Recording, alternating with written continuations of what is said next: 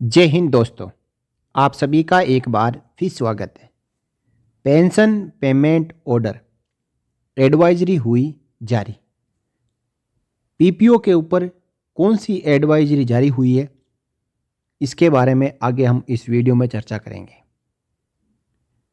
उससे पहले मैं आप सबको बताना चाहता हूं कि रिटायरमेंट के बाद पीपीओ एक पेंशनर की जन्म कुंडली होती है।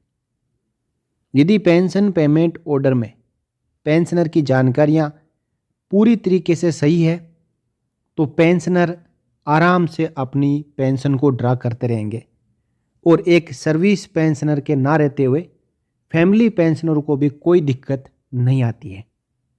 तो पीपीओ इतना ज़रूरी क्यों है और पीपीओ में जानकारियां किस प्रकार सही होनी चाहिए, इन सब के बारे में इस वीडियो में आगे हम जानते हैं। Important document after retirement. Yes, even dearer than janam patri. Please check following each column and row carefully. यानी रिटायरमेंट के बाद पीपीओ सबसे महत्वपूर्ण कागज होता है और ये जन्म पत्री से भी प्यारा होता है। तो पीपीओ में आपको पीपीओ आते ही कौन कौन सी जानकारियां हैं उनको चेक करना है और यदि गलत पाई जाती है तो सही भी करवाना है। देखिए, सबसे पहले आपकी पर्सनल डिटेल्स, जिसमें स्पेलिंग सही होनी चाहिए अपनी और अपनी वाइफ की, और should be aligned with all documents with Aadhaar card, PAN card, bank account, driving licence और पासपोर्ट। यानी जो पीपीओ में जानकारी है खुद की और स्पाउस की, और जो नाम है, डेट ऑफ बर्थ है, वही सेम नाम और date of birth Aadhaar card, PAN card, bank account और ड्राइविंग लाइसेंस और पासपोर्ट में भी होनी चाहिए।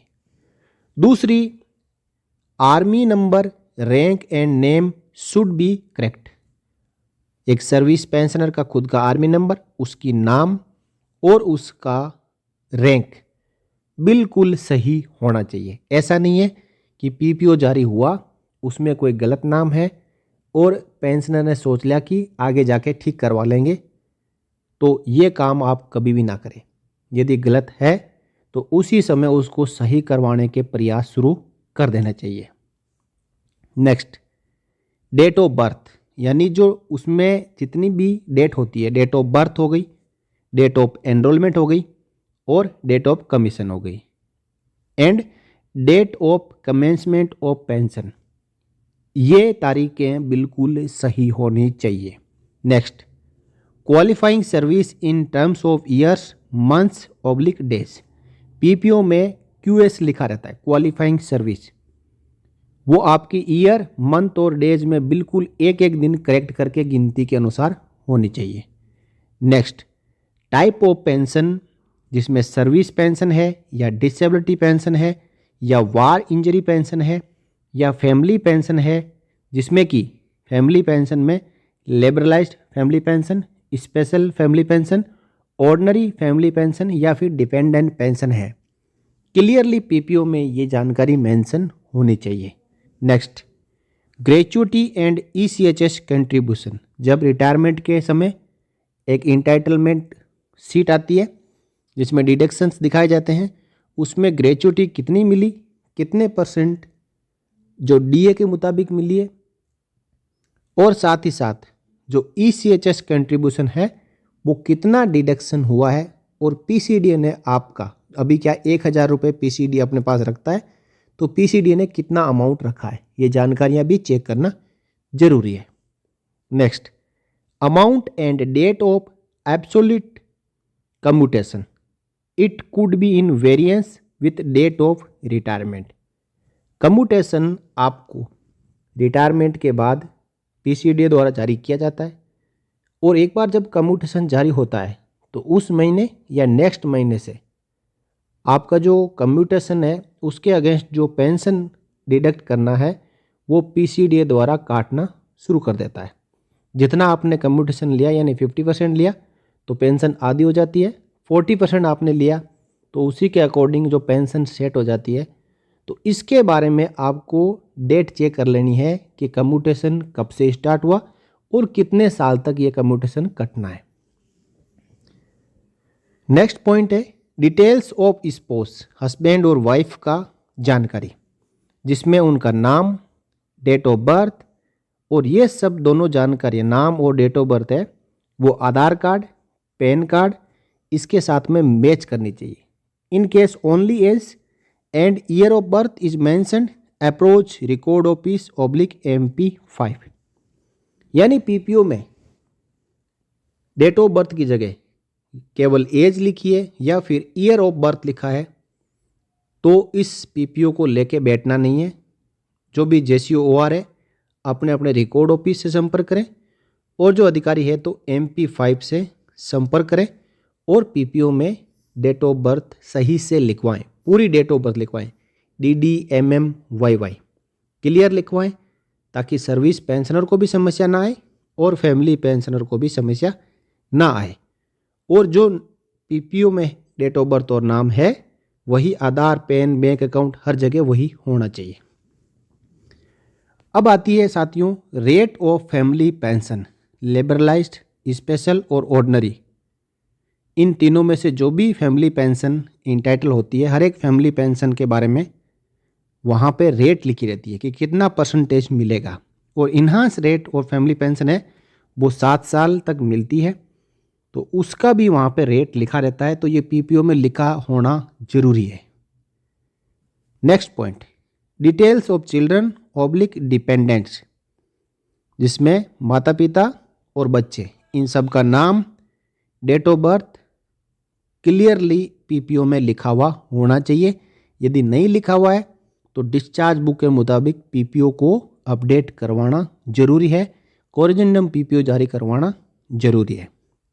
Next in case of handicapped child, widowed oblique divorced oblique unmarried daughters, name should be endorsed in pension payment order. सबसे महत्वपूर्ण जानकारी, यदि कोई भी हैंडीकैप्ड चाइल्ड है तो उसका हैंडीकैप्ड में यस लिखा हुआ होना चाहिए और उसका एंडोर्समेंट यानी पीपीओ में नाम चढ़ा हुआ होना चाहिए। साथ ही विडोड, डाइवोर्स और अनमेरिड डॉटर है तो उसका नाम भी पीपीओ में दर्ज होना जरूरी है।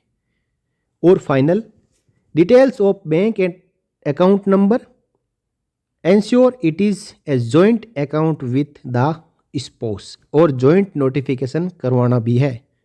स्पोस के साथ में पीपीओ में पेंशन का जॉइंट नोटिफिकेशन करवाएं और जो खाता है जिसमें पेंशन आ रही है वो प्रिफरेबली जॉइंट अकाउंट ही होना चाहिए। और आजकल तो रिकॉर्ड ऑफिस जॉइंट अकाउंट में ही पेंशन क्रेडिट करने के लिए जो पेंशन डॉक्यूमेंट है वो प्रोसेस करवाती है। तो सिंगल तो अकाउंट किसी का होता नहीं है, लेकिन अभी तक किसी का सिंगल है, पहले से चला आ रहा है, तो या तो उस खाते को जॉइंट करवा लें या फिर नया जॉइंट खाता खुलवा के उसमें अपनी पेंशन को क्रेडिट करवाना शुरू कर लें। और इसके बाद सबसे इंपॉर्टेंट डॉक्यूमेंट होता है कोरिजेंडम पीपीओ। आपके ओरिजिनल पीपीओ में कोई भी बदलाव होगा तो उसके अगेंस्ट कोरिजेंडम पीपीओ जारी होता है।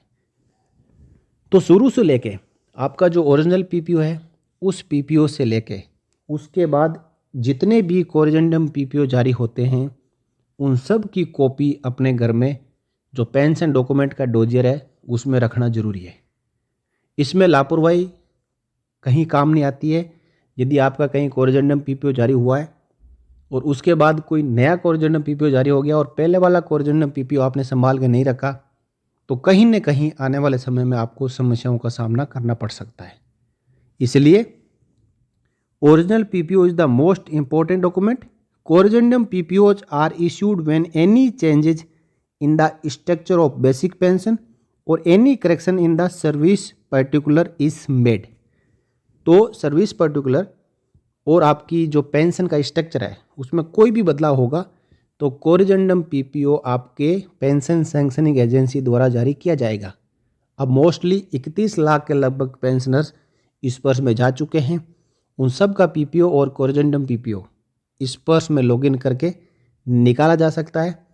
और इस पर्स में भी ऐसा एक प्रावधान है कि मान लो कि आपके ओरिजिनल पीपीओ के अगेंस्ट आपको कोरिजेंडम पीपीओ नंबर 1 जारी हुआ है और वो कोरिजेंडम पीपीओ एक आपका तब तक अवेलेबल रहेगा इस पर्स में जब तक कि कोरिजेंडम पीपीओ नंबर 2 जारी नहीं होता है। जैसे ही कोरिजेंडम पीपीओ नंबर 2 जारी होगा, कोरिजेंडम पीपीओ नंबर 1 इस पर्स से डिलीट हो जाता है। इसलिए जब भी आपको मैसेज मिले, ईमेल मिले कि आपको कोरिजेंडम पीपीओ जारी हुआ है, तो आपको इस पर्स में लॉगिन करके उसका प्रिंट आउट निकाल के जरूर रखना है और अपने मोबाइल, लैपटॉप, कंप्यूटर में उस पीडीएफ को सेव करके रखना है, ताकि जब भी आपको कहीं पे ज़रूरत पड़े तो आप कोरिजेंडम पीपीओ को रेफ़र कर सकें और पेंशन में कोई सही से रिवीजन ना हुआ हो या कोई जानकारी सही से अपडेट नहीं हुई हो पीपीओ में, तो आप उस कोरिजेंडम पीपीओ को यूज कर सकते हैं। तो साथियों, ये थी जानकारी पीपीओ के बारे में। और PPO is the most important document of A pensioner, जो कि जैसा यहाँ पे लिखा हुआ है कि जन्म पत्री से भी प्यारा होता है पीपीओ। ये अंतिम सांस तक आपको पेंशन दिलाता है। इसलिए पीपीओ से प्यार करें और इस वीडियो को ज़्यादा से ज़्यादा शेयर करें। जय हिंद, जय भारत, वंदे मातरम।